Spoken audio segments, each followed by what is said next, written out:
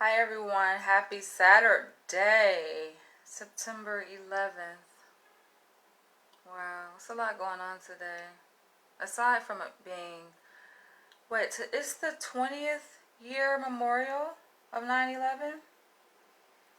It is, the 20th year memorial, wow. And there's also a celebration happening in Wilmington, Delaware. So one of my faves, Dr. Umar Johnson, actually is hosting his Marcus Garvey Day. It's a festival bringing the people together. I think this is a great thing. So I'm happy to come to you guys to do a part 2 to Cuckold safety tips, which I looked back and I saw that my first video I made on cuckolding was last year in August. So it's been over a year since I made that video, part 1. This video is coming as a request from someone who I have been in conversation with over the past couple of weeks. And I actually made a series of videos entitled Race Play and Interracial Relationships, Cuckold Interracial Relationships. This was back in May, right? So I received a follow-up from that same person. Granted, I think a lot of this is made up. It's like part of me is feeling like, okay, y'all coming to me with these stories, right? Like these like strawberry letter. Anybody follow Steve Harvey? But it sounds very much like strawberry letterish. It's like made up stories. But I already told you guys, like I said before, I'm with it. Okay, especially being a writer myself. I love a good story, even if it's made up. So it's okay. I'm not offended by people making up stories, for the sake of conversation, for the sake of us learning and having a back and forth, productive conversation, discussion. So yeah, he reached back out to me recently over the past week or so and wanted me to kind of do a follow-up video on offspring, right? Given that he and his wife, who had engaged in this cuckold relationship, a consensual relationship where he allowed his wife to go out and have some fun. Now he is a white man, his wife is black. Allow her to go out and have some fun, and then what do you know? She ends up pregnant, right? And then, he, I think, was wrestling with some internal conflict, trying to resolve the outcome of this, right? Because given fun can be fun until it's not fun anymore, right? So shit really becomes reality. Shit starts to hit the fan, and what can bring you back down to reality more than a child?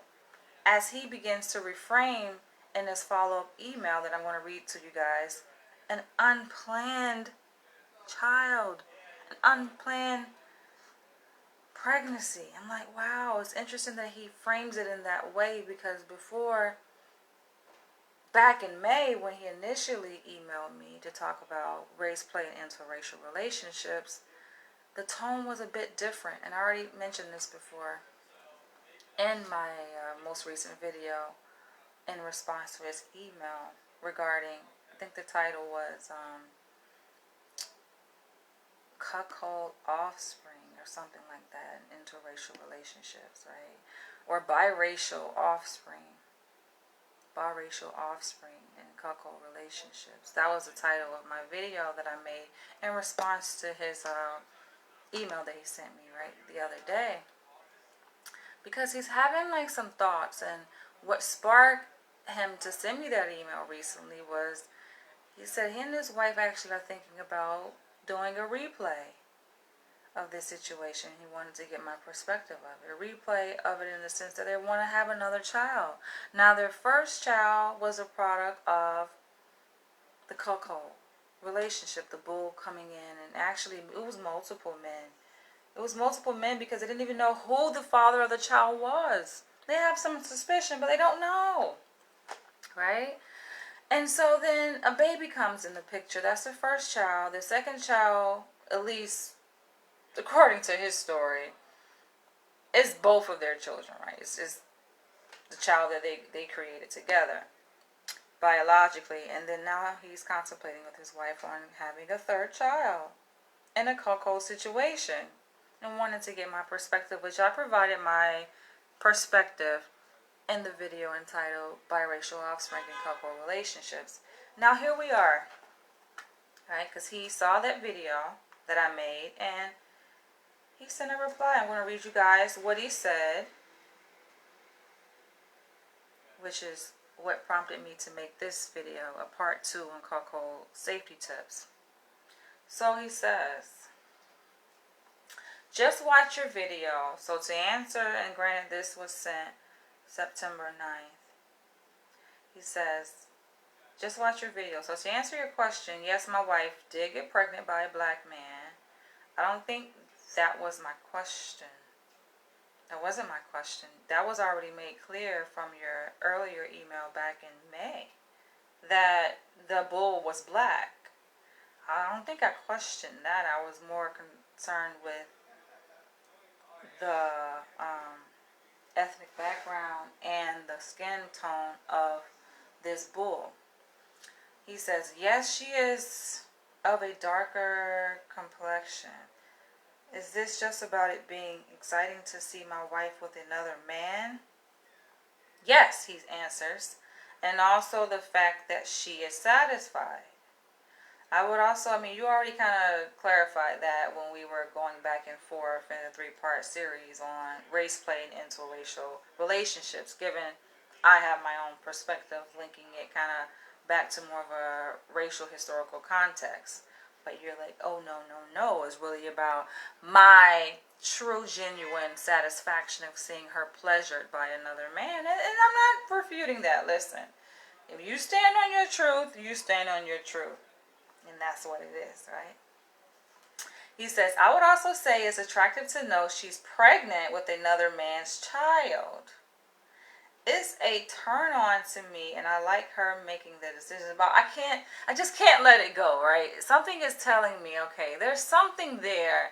Like, this fantasy, right, and this fetish that you have acted upon, actually, is more than just a fetish, and everything has a root cause. So obviously, me being the person I am, I would definitely like to explore that more with you,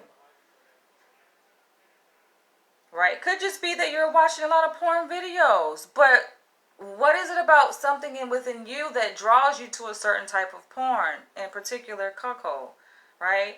Something resonates with you when you see those types of videos, because some people say, oh no, I just have these fetishes because, I watch videos and, I identify with what I see in the video. Okay, but what is it like that makes you identify with that, though?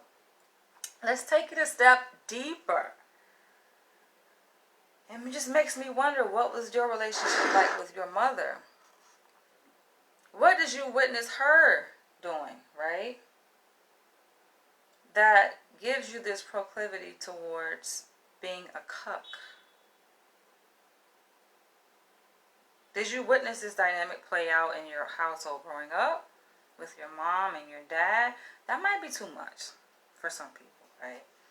But I'm just saying, though. Did you see this play out in another family relationship? Maybe not your mom, maybe your aunt, maybe someone close to you. It's not that it's a bad thing. I'm just curious. For you, you may say, you know what, I don't care about that. It's nothing to do with the present moment. And sometimes people kind of compartmentalize different parts of their life, right? They're like, okay, that was that. Now we're in the present. This is what I am. This is who I am. Forget that, right? That's nothing to do with it. Everything has everything to do with it. It's all connected. And it's just good to know sometimes. Like, wouldn't you want to know, like, what drives you? People say, oh, it's just what I like. It's just what I like. It's not to say, like I already mentioned, I have to repeat myself again, though, for clarity purposes, especially for people who are watching me for the first time. By the way, I actually got, I think, a new subscriber, a new viewer.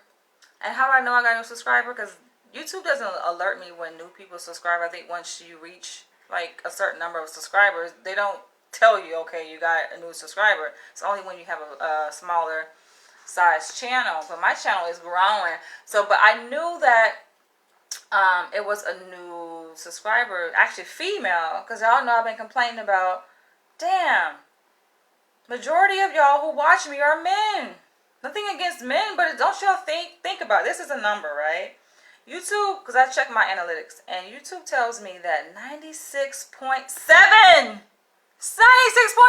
you guys who watch me are men. Only 3.3 are women. Now, they don't give the breakdown in terms of how many are transsexual, right? They just stick with male, female. I'm like, damn, only 3.3. That's really a small number. 96. Yo, I wonder, is any other content creator demographic, right, in terms of sex? Does anyone else's demographic look like mine, yo? The demographic breakdown. Because that is heavily skewed. It's just like, what the fuck? What is it about my channel that attracts so many men? Whatever.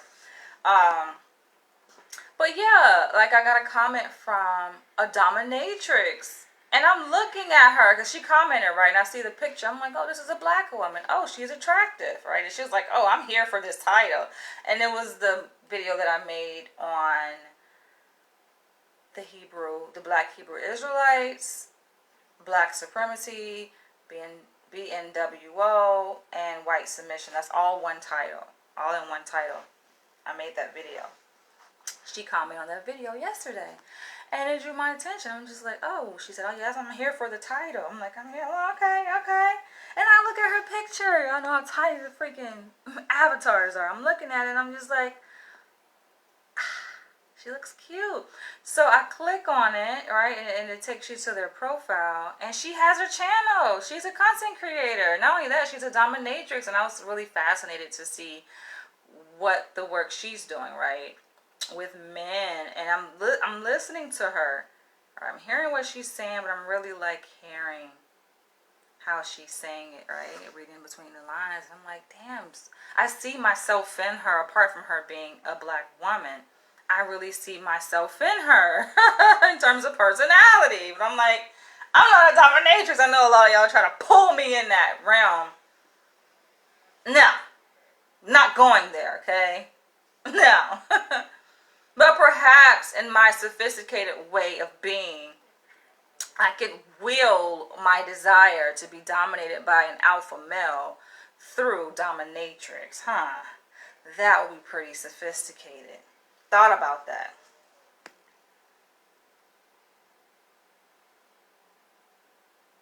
But yeah, I think it's really good to know what draws you to a certain realm, to a certain fetish, you know. It's good to have insight. It's good to know yourself. I'm a big advocate for that, clearly. So, continuing, he says, it's a turn on to me, and I like her making the decisions. I also like it when she would demean me over the fact I didn't get her pregnant. Overall, I think you help us trying to figure out what we felt comfortable telling our child and possibly future children. Yeah, and how you go about doing it, right? You can just be open and honest and transparent. And within too many households, I think toxicity is able to brew and deepen and strengthen when people hold secrets, right? When people just hold shit in, right? It's a place to create a safe space, a circle within a family unit to just open up and discuss what you're thinking and what you're feeling at any given time. it's a healthy way of interacting with people that you love and you care about.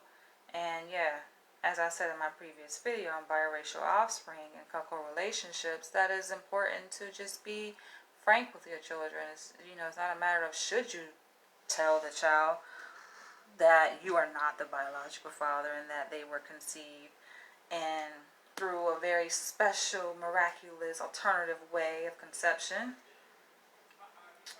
It's how you go about doing it. How? But I talked about that already. Alright? So then he says, also, I didn't know if you saw what I replied earlier. I think it might be important for others to know the hows to start this type of lifestyle. And then he says, here's my comment. And he's shared his comment like, 3 times already. I'm like, I see your comment. Listen, don't think I'm ignoring you. I'm a person of time. About time. There's a proper time to do things. There's a proper order to do them in. So I wanted to step away from talking about cuckolding for a bit and address something slightly different. A new topic, which was the Black Hebrew Israelites topic that you guys can go and watch. But I'm open to discuss. I like when you guys engage me. I like when you guys give me feedback and respond to my content and email me and say, hey, I'm inspired by what you said. Can you say more about this? Or can you talk about it from this perspective? Can you share your thoughts on it through this type of lens? Like, listen, I like this. If I didn't, I wouldn't be doing it. So let's make that clear. I enjoy it probably more than what you guys enjoy listening and watching me, right? That's why I've made so many cuckold videos. I just kind of want to taper it a bit so that it's not like a complete cuckold channel, that I'm able to talk about other things, a variety of things. But I like the umbrella of kink. So this isn't the only type of kink. So you have other kinks, oh, by all means. And I've gotten video requests. People want me to talk about scuba diving fetish. I'm like, yo, scuba diving? All right. I don't know what can I say about that. Like, I've never been scuba diving, but all right. Mermaid fetish and all different kinds of fetishes. It's interesting. It's only interesting, though, to me when it's looked at through, obviously, a psychological lens that goes deeper than a sexual attraction. Right? Like, that's important, but I have to flesh it out deeper than just, a person being fucked. And talk about getting fucked. By the way, that's a question I was thinking. Random thought crossed my mind. Maybe you guys watching this, you can help me understand and help others understand. Because I don't know. Well, I kind of do know, because I have experimented with anal sex only, I think, one time. That shit was painful, right? But for those who are well versed at it, maybe that's something that can be shared in a very respectful and tactful way. Probably not in the comment section. I have to continuously warn you guys. Like, be thoughtful on how you share a comment if you choose to share a comment in my comment section. I honestly would highly recommend to kind of stay away, especially when you're going into depth, right? When you're leaving a very profound statement, you know what you're saying is really important, right? And it has depth to it. Just don't bother commenting it in the comment section. Why? Because it disappears.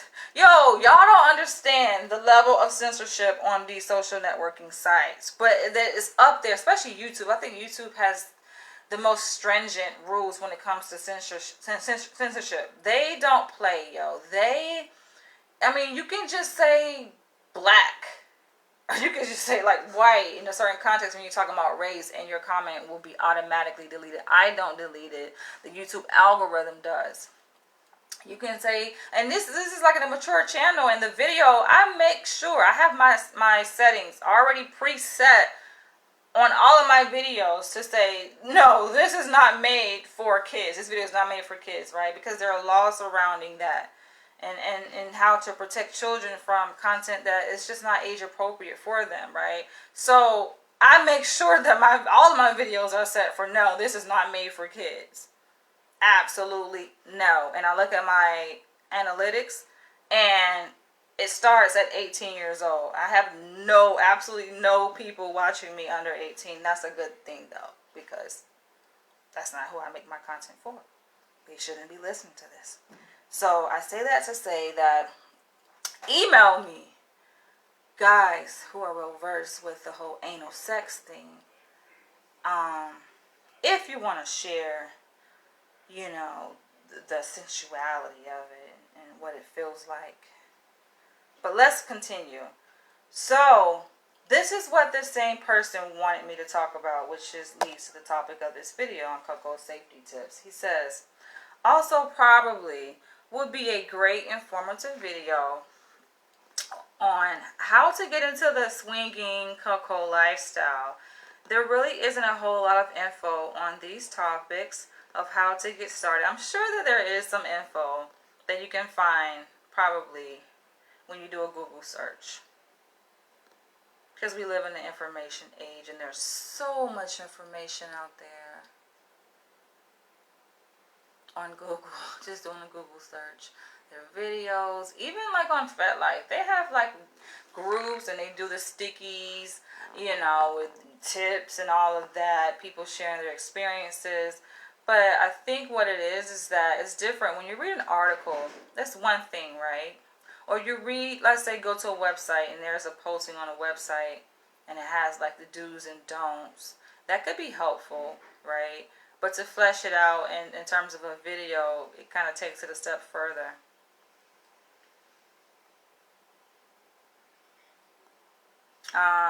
People have made self-reflective videos on their own mishaps, their lessons learned, right, from their experiences, which I kind of integrate my own personal learning lessons in my videos. And I think I also put I put several jewels in my part 1 video on cuckold safety tips that I made in August of 2020. I like to be transparent. And so I think that's very helpful when a person can be vulnerable enough to share their own direct personal experience, with certain activities that other people are, also exploring or considering. That's how we relate to each other and understand. He says there really isn't a whole lot of info on these topics of how to get started or best practices when doing this. We wish there would have been more info when we started.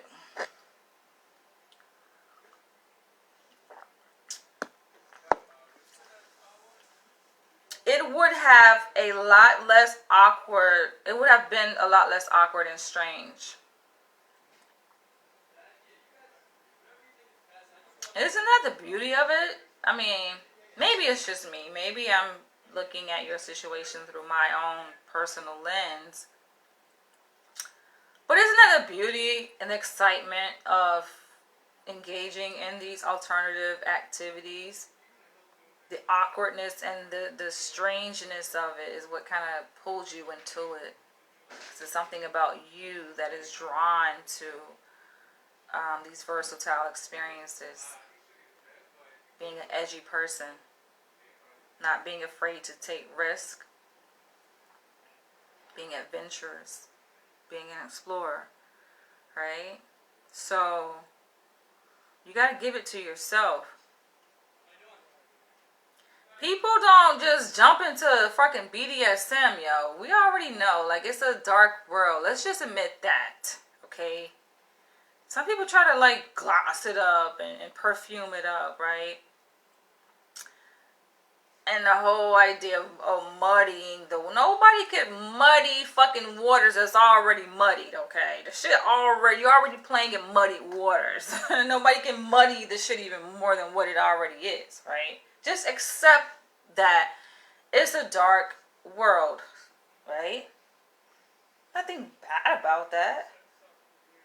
But just accept that.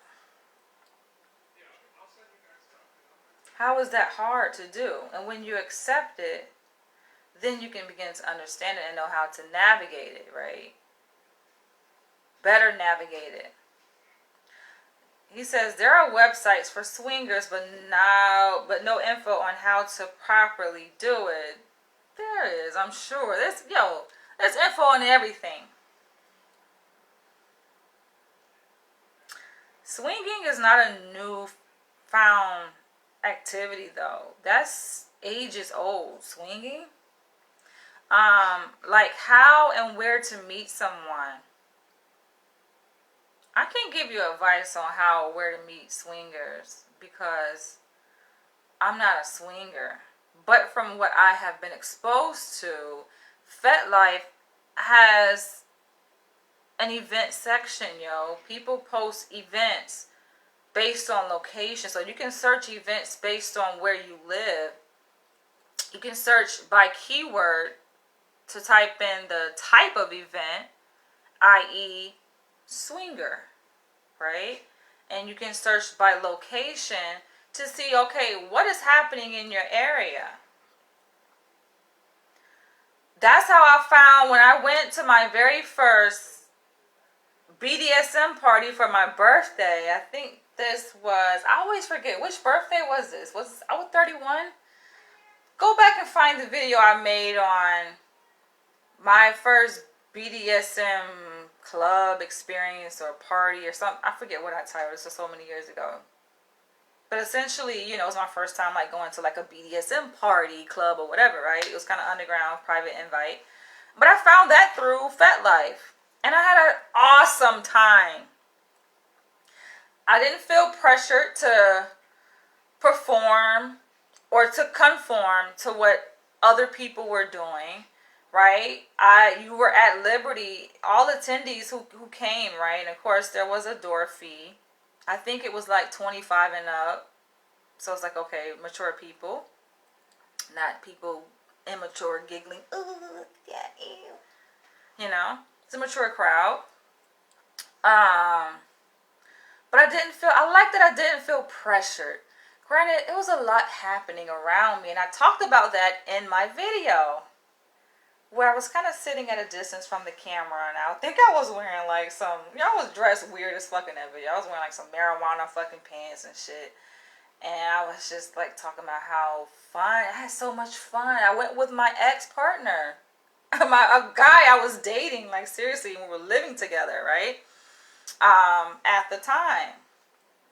And I had so much fun. Though I just was observing, but I kind of like, it's hard to resist kind of like, okay, when you're around people that are doing things, right, it's hard to kind of resist not wanting to, like the urge to participate in what they're doing too, right? Even if it's just something as simple as taking off your underwear, which I did.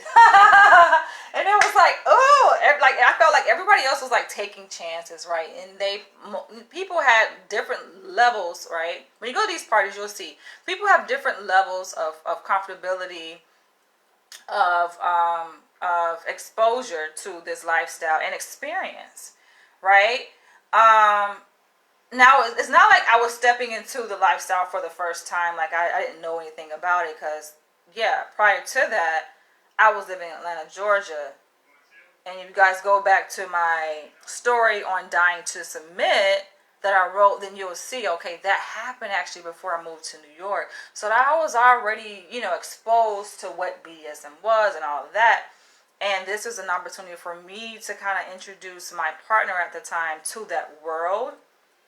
Though sometimes it can be kind of misinterpreted, right? Because if you think, okay, this is just the world. There are many different ways to look at kinks and BDSM, right? And this is just one looking glass to see it and to experience it by going to that kind of party.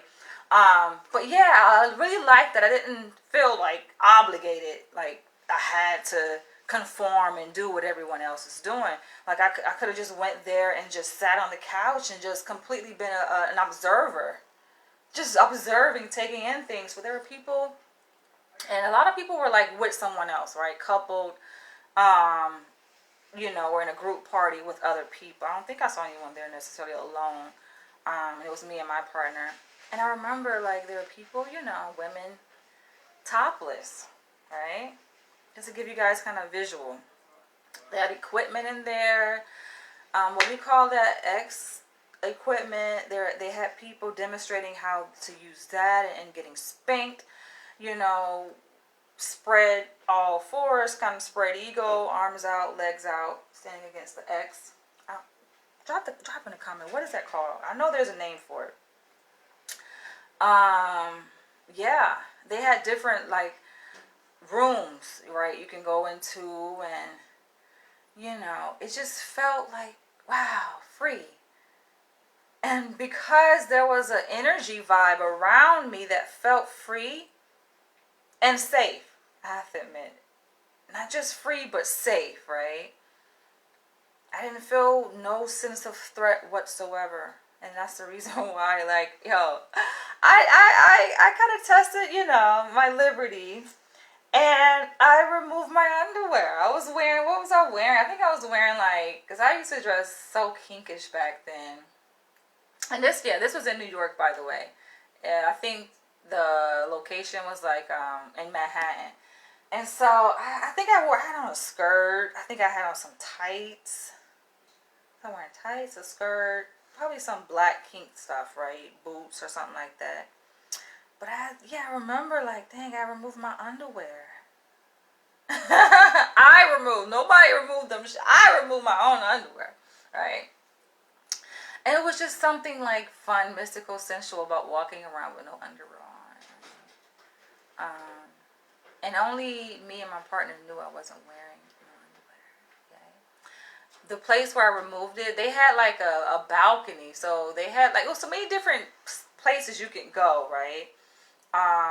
And even to be around people, to socialize, and places to go where if you want a bit more privacy, you can go. And there was, like, I think a balcony from what I recall, and that's where me and my partner, I took my partner out there. Let's go on the balcony, get some fresh air, and that's where I did it. I was like, I feel so proud of myself, like, I did it. That's the extent to my, my adventure that I exercised that night, let's say. But it was exciting. So I found out about that through FetLife. Through a person that I had made a connection with on FetLife had invited me. And I have to say, like, I know I talked about FetLife kind of like in a bad way to say, it just feels like a bunch of freaks. But there are people that are professionals on there and that conduct themselves in a professional, cordial, respectful, self-respecting way, right? So I have to indicate that, right? And so, yeah, I think it was a woman. Who invited me, and she was cool. So that's one way, or where to meet someone, right? Another place I found in terms of events, and this is just in general, would be, how the fuck it just slipped my mind? What is that ticket website? Not fucking Ticketmaster.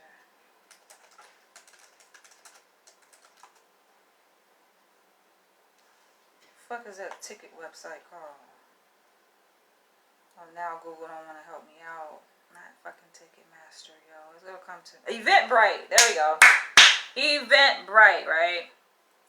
You could post your event on there, whether your event is free or however much it costs. You can post it on there for free.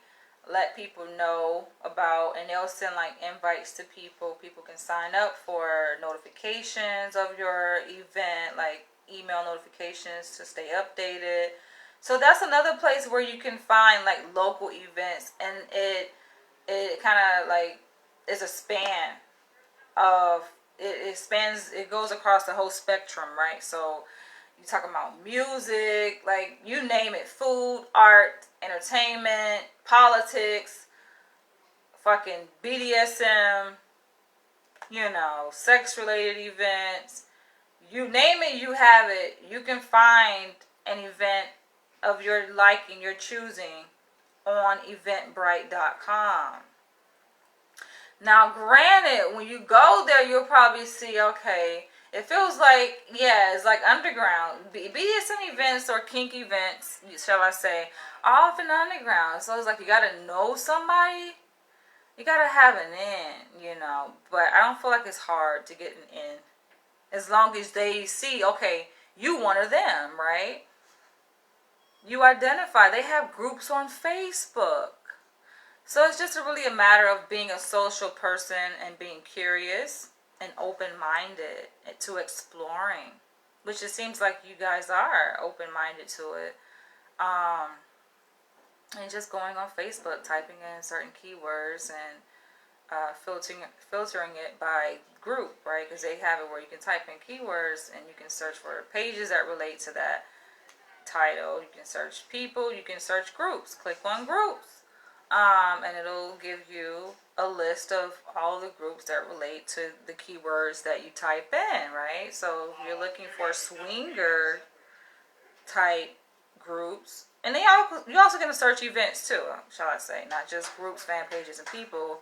You can search events on Facebook by location, right?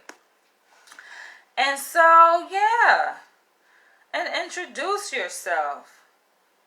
It starts with a proper introduction, too. You enter these groups, right? Some people just sit in the group and somehow expect things to just firework and happen for them and snatch them up into fun. That could be likely, right? Could, but no. Oftentimes, your fun rests in your hands, right? So it's up for you to go and introduce yourself.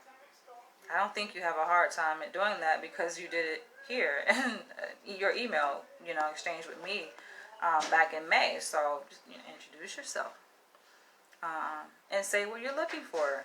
Be direct, right? And then you'll be surprised what you get in return. People may comment. Some people may just send you a direct message, say, hey, or you can say, maybe at this time, maybe people don't know any events, so there aren't any events happening. There are, though. There are events happening. But maybe not at the frequency they would have happened if we were not in the middle of the pandemic, right? But you can let people know, can you keep me updated, because I really would like to go, Being transparent, I think that is my rule of thumb. Being, professional, because I mentioned this in part 1 of Cuckold Safety Tips that I made last year. Come with a professional, self-respecting persona about yourself. Don't come as a creep. People don't really like creeps too much, right? So you can't go wrong with being professional. Your professional self is who you are in the corporate world, right? Who you are at your job, you know what I'm saying? Given that you have an upstanding position, because not everyone does, especially if you're working fast food or work for the DMV. Listen, I'm not here to attack, but I'm just saying most people that work at those places, it makes you wonder, where the hell they get these people from, right? But just, come with a professional sense and transparent, right? People like transparency because it makes them feel safe. And if they feel safe, then they can be themselves, right? With you, if they feel safe. So that's just my suggestion on how to meet. Also, you can be a walking billboard. Believe it or not, what you wear emits a lot about you, and it's like a magnet too, right? So not only what you wear, it's like a representation of who you are. And this was confirmed when I went to therapy. I told you guys that's part of my training to become a psychologist. They require all psychologists to go training, and I ended up hiring a psychoanalyst to work with me as part of my requirement. And I just remember it stuck with me. She sent me this TED Talk, and then I can't even remember who it was in the TED Talk. But basically it was a woman, and she was just talking about the importance of your clothes sounds so basic. Your clothes, but your clothes is your image. And it is like a form of communication from you to the world. Just what you wear. And that resonated with me. I was like, damn. Because I think prior to that, I always been a plain Jane, you know. Not that I don't care about my image, or I never cared about my image. It's just like, just a plain Jane, just I wear what I wear kind of thing. But then, like, yeah, I'm like, damn, that makes sense, you know. And I found myself after that, the universe kind of orchestrating it where my eyes began to be open. Everything kind of fell into place, and I was drawn to African attire and dashikis, right? And I saw that, and I made a video. I got my first dashiki. I made a video on my first dashiki, right? This is back when I was in LA, and I just remember how it felt on the inside putting on a dashiki. Not only that, but the reinforcement that I received, the positive reinforcement I received from my environment, people around me, and wearing that dashiki. I got so many compliments. So, you know, what you wear is going to have an impact on your world, right? Not only does your environment affect you, people often say I'm a product of my environment, but you can also have an impact on your environment. Not even having to open your mouth or say anything, but say so much with what you wear. And so being a walking billboard for the swinger lifestyle, nowadays, especially like with, like, come on, social media. I don't know if you're a social media person, but I'm a social media person. Like, I noticed, you know, the algorithm on social media will feed you things of your liking, of your interest. And how do they know what you like? Well, you tell them what you like when you like things, right? And they begin to build like a profile of you within an algorithm that's geared towards what you like. And they will feed you things that you like on Instagram, on Facebook, right? And so, even on YouTube, right? It's based on your interaction. Some people go on social media and they kind of go on there like with creepish behavior. They don't say nothing. They don't press no like button. They just watch. That's kind of creepish. Just watching. Just being like this weird bystander just looking. No, you got to engage. Right? You get out of something what you put into it.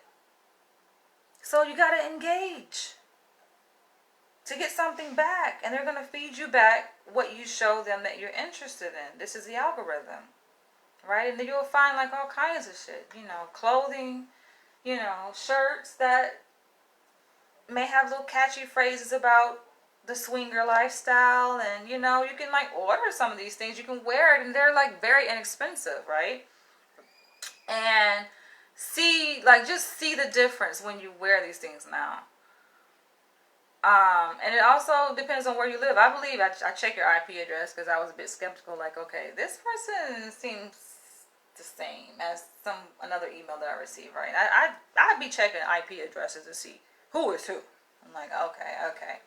So if you're in New York, it's just like, great, in a popular city, right? You're going to turn some heads based on what you wear, especially considering what you wear kind of is standoutish, right? It's just like, okay, it's different, you know, and colors tend to draw people's attention.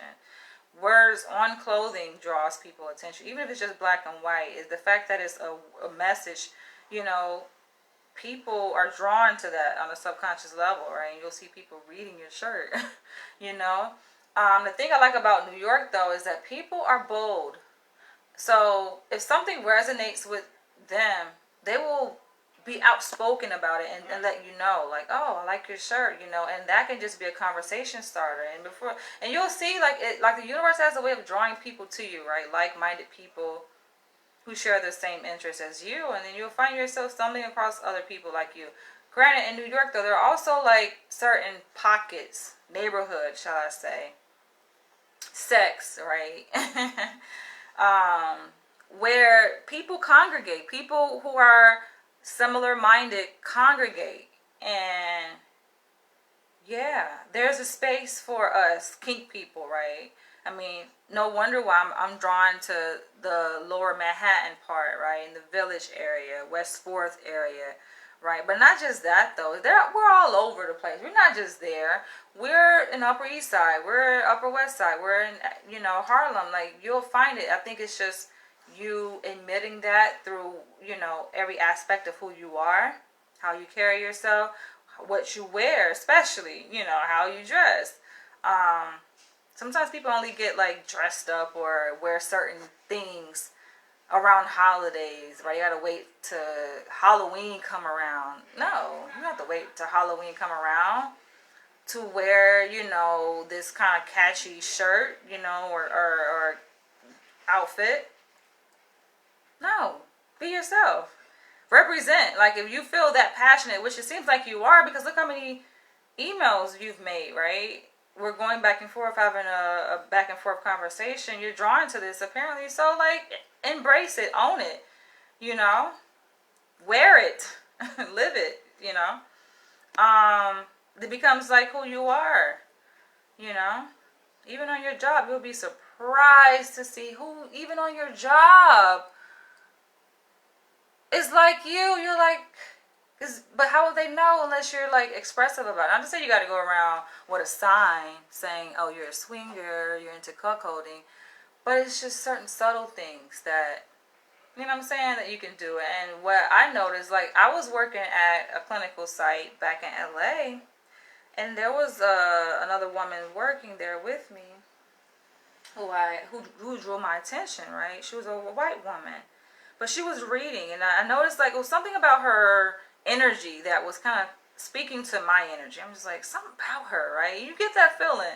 You gotta really be in tune with yourself, though. I'm very in tune with my own energy and the universe, and so you pick up on people's energy. And I'm reading her energy. I'm like, damn, there's something about her, right? And then I saw she was reading a book. Now, it was nothing about the book that spoke who she was and what she's interested in. But she was reading, she just so happened to be reading a book. I'm like, oh, what are you reading? And she was telling me it was something related to BDSM. I'm like, oh, and then I began to share with her. Now, had I not initiated that conversation, I would have never known. Though I have suspicion that, okay, something about her, though. It's like my spirit was picking up on her spirit. Something about her.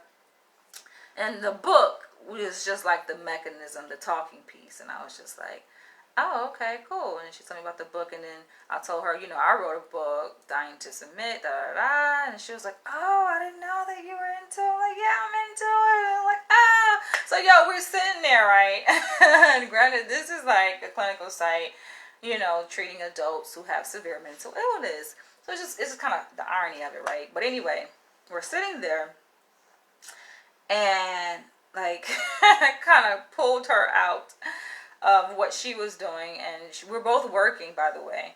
And then, she is telling me her situation. It was just fascinating, right? She was like one of two wives of this black dom that she was living with, right? But she also was contemplating about moving out. But yeah, it was like her and her friend. They were like sisters, and they were in a relationship, a triad relationship with this black dominant man. But I would have, like, how would I have known that, right? If I did not initiate that conversation, because she was more withdrawn. But I knew it was something about her, though. I'm like, Right? So little, like, interactions like that, you'll be surprised to see, like, who at your workplace. Yeah, a lot of people be living, they be wearing double masks, right? They give themselves to the world one way, right? They portray themselves as one person, but then you don't have no fucking idea what goes on behind closed doors. Until you really have that sit down, that heartfelt, innocent conversation with someone, and you'll be like, oh, right? Now, am I suggesting that just because you found, let's say, someone at your job who share common interests, to just be doing things with that person? No, she did provide. She took the time and she wrote out a list, because I was so intrigued by her story, with her and her friend, both who were white women, were involved with this black man, and she told me the black man trying to remember the exact details, was a friend. He had a connection to the person, which is another black man who was the first owner of a BDSM club in LA. She wrote, I think I still got it somewhere because I save everything. It's somewhere in my storage closet in my bedroom. But she wrote down this list of clubs because I was telling her, the difficulties in finding my tribe in LA. And I'm like, where is the fucking BDSM community? Where are they? Granted, they're everywhere. That's the thing, though. But yeah, she was telling me about that, and kink events, the annual convention that is hosted, I believe, at a hotel near the airport. Like, seems kind of still underground though. It's not like a mainstream, like the Comic Con, like why don't we have a BDS? It was like that version of like the Comic Con festivals or whatever, like BDSM Con or something like that. But it's just, yeah. But that was an interesting interaction. But yeah, like I said, it's not to say like, oh, you just like jump in and you just like be doing things. Because I have to also warn people about that too. Right? So there's not a conflict of interest. Like you're working with people, that's work, right? You kind of want to keep work separate. And I've always had people that, I'm a social person, so when I'm in a work setting, right, people get to know me, and they find it very fascinating. I find them fascinating, and they sometimes like, oh, let's hang out. And unfortunately, I always draw the boundary there. I'm just like, granted, we share similar interests, but what if some shit goes wrong, right? What if, this shit happens, right? And I know I'm not always easily likable, right? It's just my personality, and I did like this, I did, what do you call that shit I did with my personality type or whatever test, right? Myers-Briggs. I did that personality type. I did a video on it, right? And reading the description, it's just like, it doesn't seem like it says a very rare personality type. But it doesn't seem like it's it's likable, like the personality type. Like people would want to be around that kind of person, right? I get it, I get it. So I can be sociable. I can make friends. I know how to interact with people. But with like being around me, it may make some people feel very uncomfortable. Maybe feel very little on the inside. But that's why I tell people, and I've made videos about this. I tell guys like, yo, being around me, you have to be secure in who you are. Because if you're not, oh, you will feel it, yo. And then you're going to try to blame me for making you feel insecure. I'm the bad person. No. When you're comfortable in who you are, you can be around anybody, no matter who they are, right? And so I have to warn people of that. Like, yo, you need to know who you are. Because I know this is not going to work. I can tell a relationship is not going to work. Because I just have a strong presence and I'm very secure in who I am. And that shit will eat an insecure person the fuck alive, okay? It will. And you will be annoyed by me. You're gonna just be like wanting to kill me. Oh, okay. But it's exciting. So yeah, take caution when it comes to, going out on, what do you call these? Like play dates with coworkers or something like that. It's just gotta be careful. My approach, I keep work separate. Although I've been around and worked with some really cool ass motherfuckers, I just keep it separate from my personal life. My personal life is my personal life. I don't need nothing messing up, right? Cause say something, there's a rupture, and what happens after work, right, between us, now the shit being brought over to work. You know what I'm saying? I don't need that shit fucking up my motherfucking money. I'm saying. So that's my approach. I keep shit separate. Going back to his email, he says like how and where to meet someone, safe words and positions. Communication is so important. Right? when you meet someone who might be a potential that you're considering engaging with, like this is why I say it's important to know who you are and what drives you. Some people are so desperate to engage in these novel experiences, right? And a lot of y'all, it's not novel because y'all are well experienced at these activities. But when you think about like your first time doing anything, how excited you were.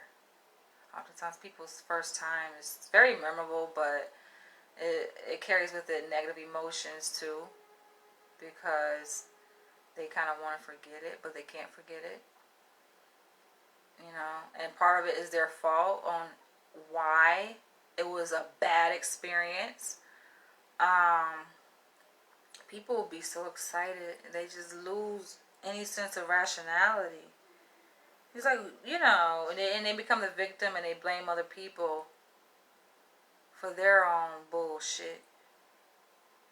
But if you were cautious, protective, you own it. You gotta own your own experience, because guess what? You chose that. You chose that experience.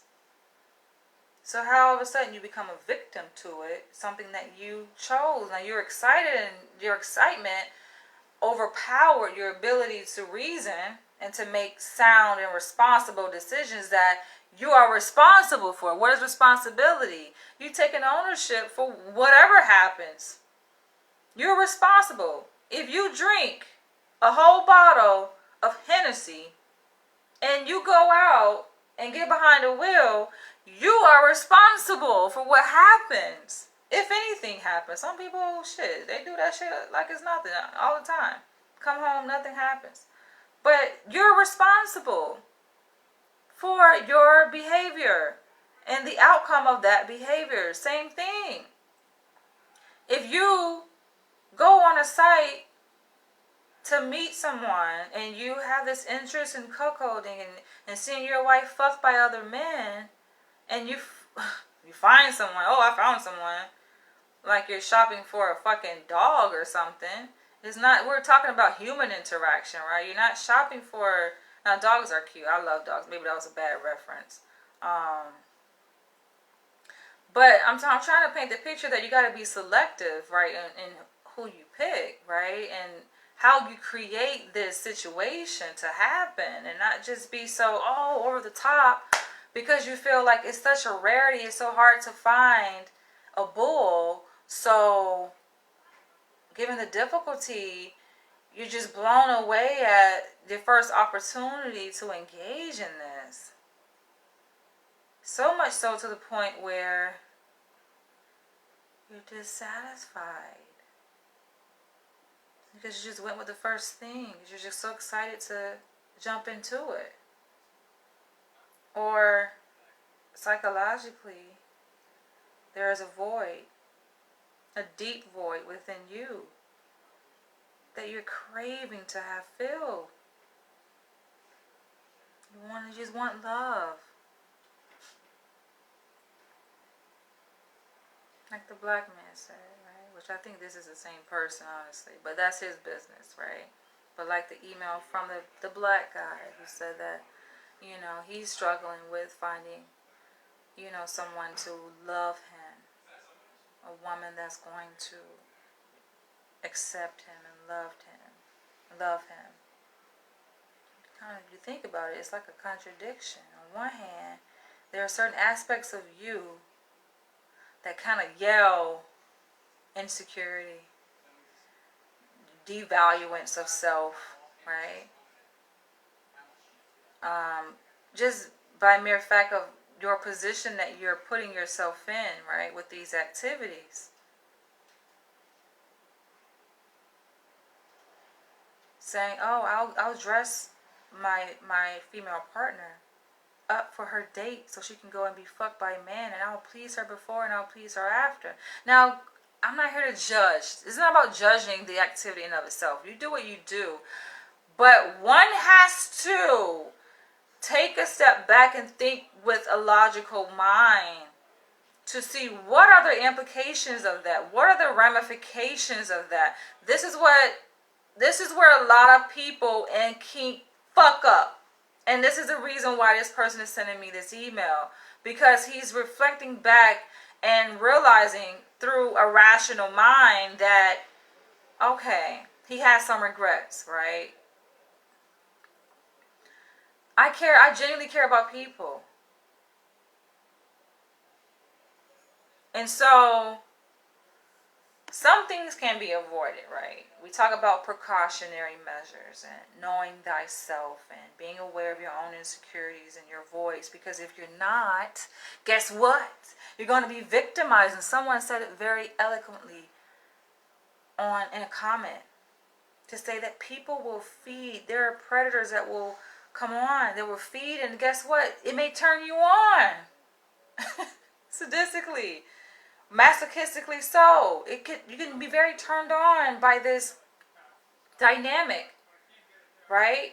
Being a masochist who enjoys humiliation and pain and degradation, it makes you feel empowered. So who are you going to attract? People who do that. But then there's a catch-22 to that, though, because you're like, okay, you want someone to love you. Meanwhile, you want someone to treat you like shit, essentially, take advantage of you. There are people who will take it, they will see it as opportunity, like, all right, he don't really care about himself. This is he's giving me permission to just use him like a little rag doll, toss him up and down to the side, and guess what? It's fun, right? Through your eyes, it's fun to be treated, like a rag doll and used and whatever, right? But what's the not so fun part about it? The abandonment, being thrown away into the dumpster, figuratively speaking. That's not the so fun part about it. So you're talking about a very intricate, sensitive type of lifestyle that should not be taken lightly, as if, okay, just because you're a certain age, you're like, oh, I got this under control. You can't tell me what to do. I know I got it all figured out. You may have a lot of things in life figured out, yes, but do some soul searching. You know what I'm saying? Do a little bit of soul searching. And this is not to speak to someone in a condescending way. This is to speak with conviction. Because it can get very dangerous, this lifestyle, right? And who are you to blame but yourself? There are horror stories attached to many of these kinks. There are horror stories. I'm sure this person here, whose email I'm reading, who requested me to do a video on Cuckold safety tips, has some fucking horror stories. He talks about it in a very kind of general way, right? He's saying he wants some suggestions on safe words. We need to talk about like safe words and positions. And he says, it would have saved us being him and his wife, who he mutually consented to her having fun with bulls, and a child came. He says, it would have saved us from creeps, no-shows, creeps. See, this is just a sentence. He's not going into detail. He can, if he sees this video, which he will, I'm sure, could go into detail to talk about, flesh it out, right? You say, saved us from creeps. Stop right there. Creeps. Let's talk about creeps. That experience, creeps. What was that like?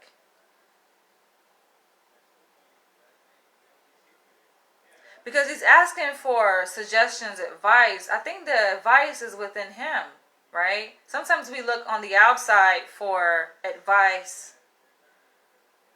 websites that provide do's and don'ts. But if you've had experience, right, you're speaking reflectively about your experience that you had in the past, right?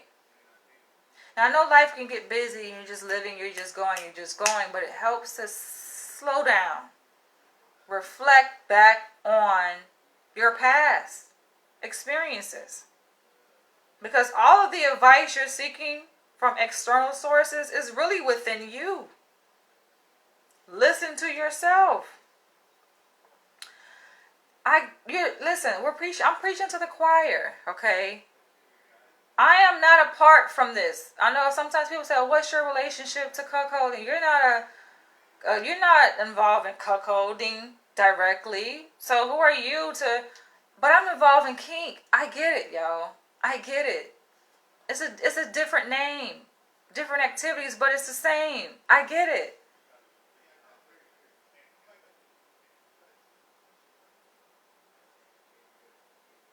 I've shared personal stories. Go back and watch Cuckold Safety Tips Part 1. I've shared my own personal stories. Okay? So, talking about creeps, I know, but it's helpful for you to look at your own situation because there are a lot of things that you can learn from your own experiences. And when I speak in this way, it's just so that people can raise their own degree of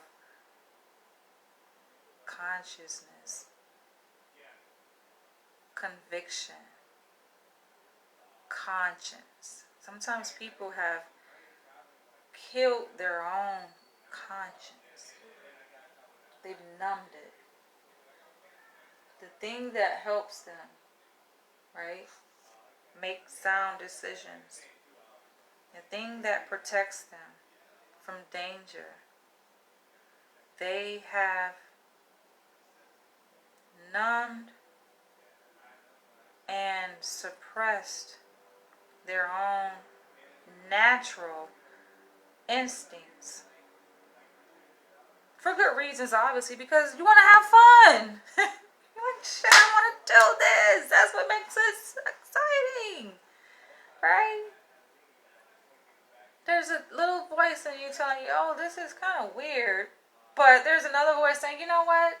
Do it. That other voice that's saying do it comes from somewhere. And that's the reason why I said I like to look at it from a psychological perspective so you can get more in tune with that voice that's telling you, do it. I'm not implying that you shouldn't do it, but it's helpful to understand what's driving that voice that is pulling you in a certain direction to just do it. It's drawing you to this, to be a cuck. It's drawing you to this attraction you have to see your wife pleasured by and satisfied by another man, even to the point where she gets pregnant with another man's child. It's drawing you to that. And there's a voice telling you yes, but there's also another voice that we're all born with that speaks to us in the face of danger, threat. And yes, we numb that voice. We shh that voice. We kill that voice at the expense of, or for the purpose of being able to hear the voice that's telling us yes, because that's more freeing, right? To just be able to do what you want to do. I think both voices are important to be in tune with.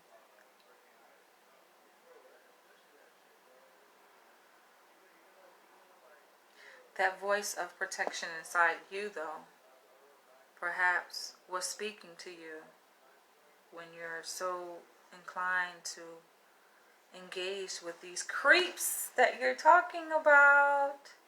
You said, these are your words, it would have saved us from creeps, no shows, and a not so planned pregnancy.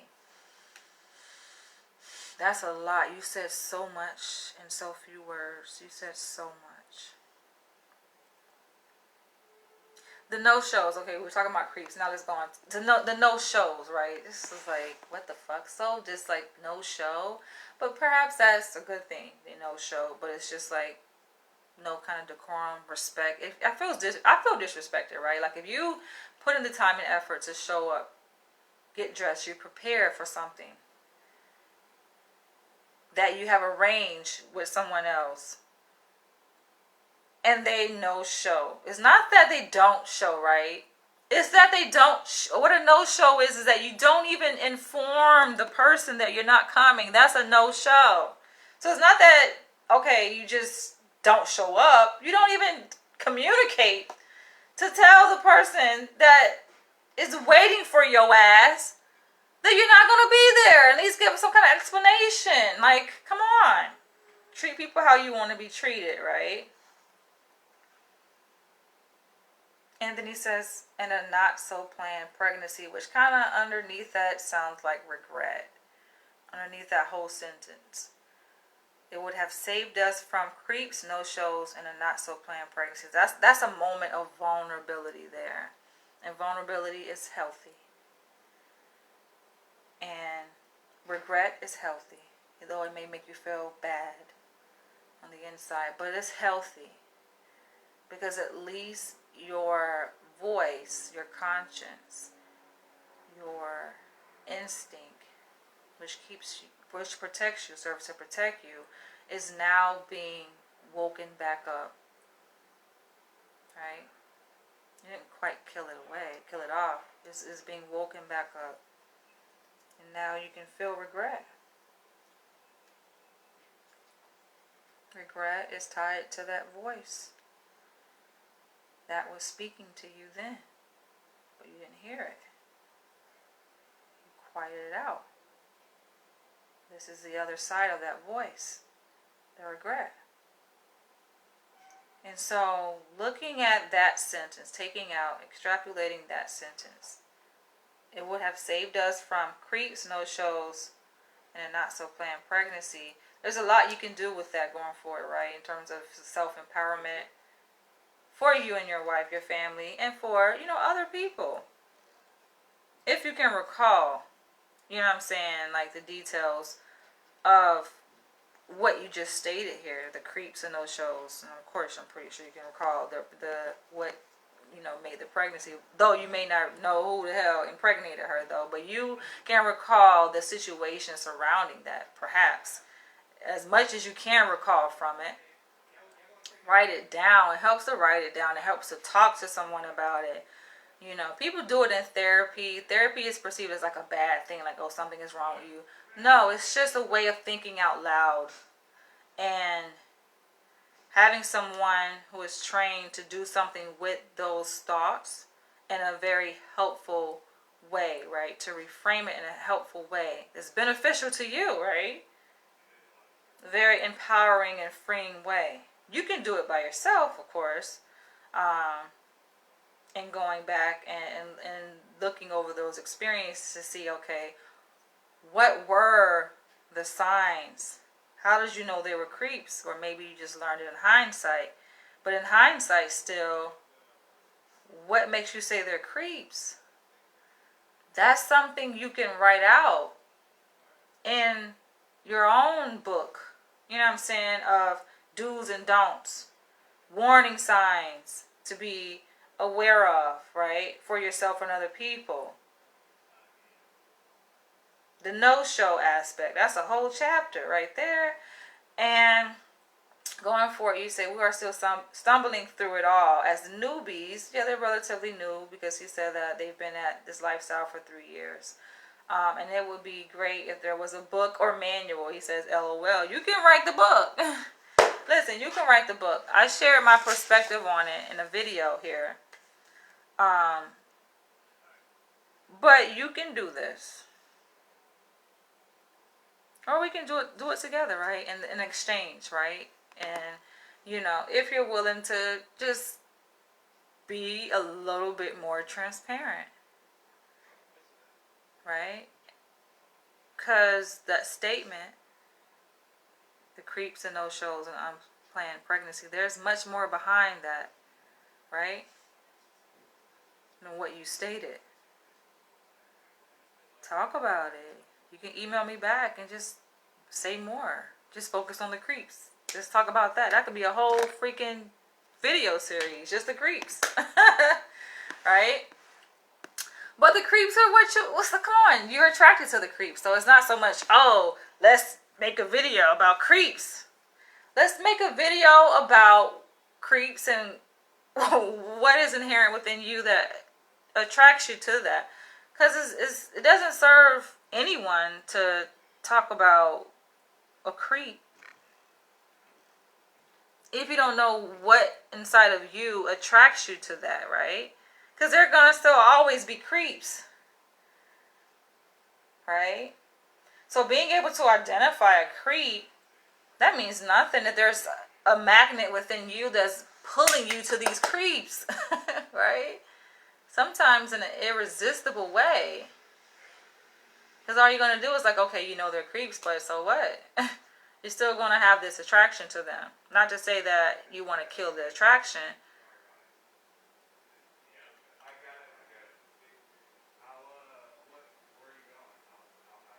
Because what you like is what you like. But you feel like, okay, looking at the cost-benefit analysis of these past experiences, you feel regret. You feel like maybe the bad part outweighed the good. What did you gain? Did you have fun? Did your wife have fun? Was it worth it, or doesn't sound like it? But let's talk more. I'm going to end this video here. I've gone on a little bit too long. Let's engage. If you're watching this, share your comments below. Catch you guys later.